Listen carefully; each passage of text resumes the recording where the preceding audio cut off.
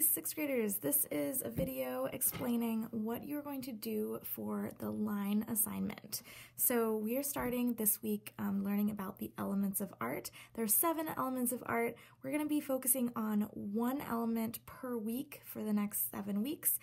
We have 8 weeks left of school, and then the last week we're just going to do like a written reflection as a final for this project. So every week you're going to create 1 page that has information about that element of art and some examples, and then doing a little drawing. So it's going to be 3 different sections here. You can see at the top there's a section that says, here it says definition and notes. So this is where you're going to write some notes.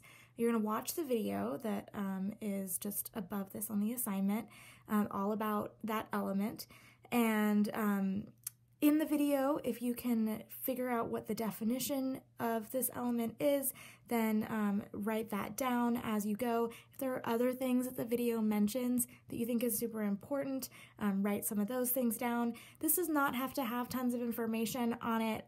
This is not a very large area, right? So just, have a few things on there. The definition is the most important thing, and I do have a link to a page that includes the written definition as well as a whole bunch of different examples and things, so you can kind of look at that as well in addition to watching the video. The video is really great because it gives you lots of examples, and it takes you through sort of different artworks from art history and contemporary art that use each element. So that's why I like to show those videos.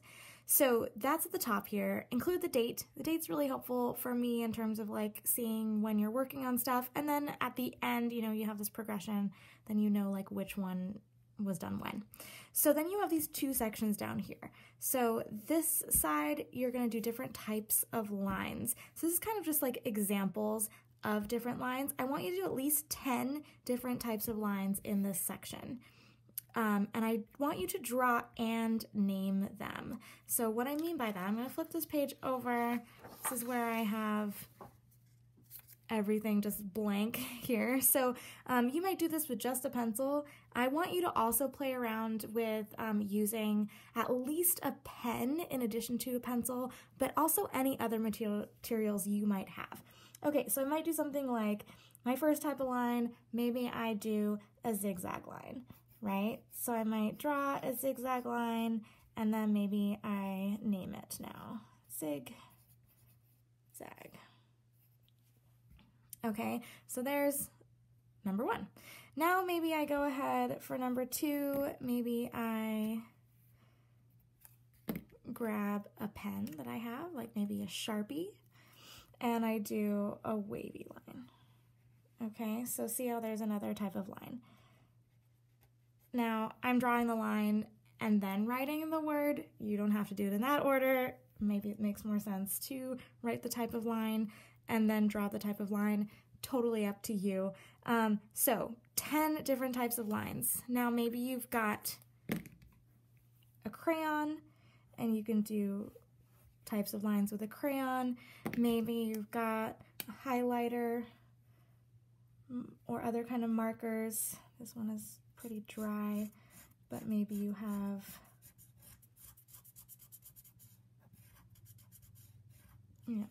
thicker line.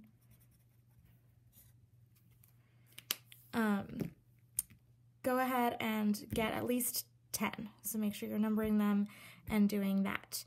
And then on this side, this is where you get to apply this element of art to a drawing of some kind. So I'm gonna flip this over again so you can see the words. So you're gonna do a drawing using lines. Maybe your lines are creating a face, a person, something in nature.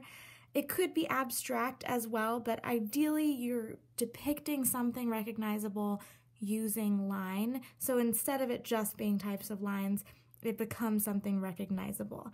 But it could be like, symbols and different things. It's up to you how you do it.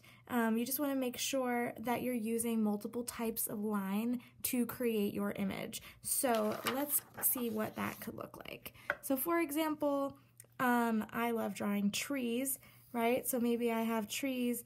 Now, trees use lots of different types of lines, and I might get to a place where I've got some smaller branches that are kind of like this, right? And then maybe I even use this type of curvy line to create some sort of leaves-like thing, right? Those are different types of lines.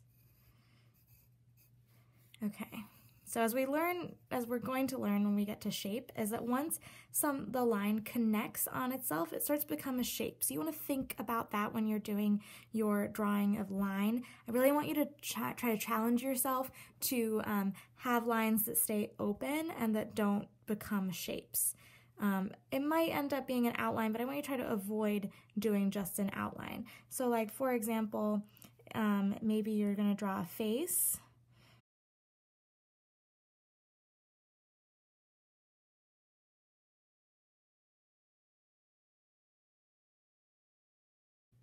Okay, so different types of lines creating an image. These things do not have to exist together. It could be more sort of random like this, where I've got like a tree over here and a person over here, other different things happening. Like I could do some kind of like waves for a wavy line, or maybe they do create more of like a composition that kind of makes sense and fits. That's really up to you and how you want to do it. Okay, also this can be, gone over with pen. Now remember, Sharpie does bleed through to the other side, so you might think about that. Or you can color it if you want. All of this is completely up to you and how you want to do your artwork. Okay, so basically that is the project. It's going to be the same format every single week, so you'll have a different element of art that you're going to learn about and write the definition at the top. You're going to have a different element of art that does your different types and examples, and then you're going to apply that element to a drawing. So hopefully that structure will start to kind of make sense. So you're going to take a photo of this once you're finished and submit it to the assignment on Canvas. Check out all the information on there. Let me know if you have any questions. Hope you have fun with this. Thanks.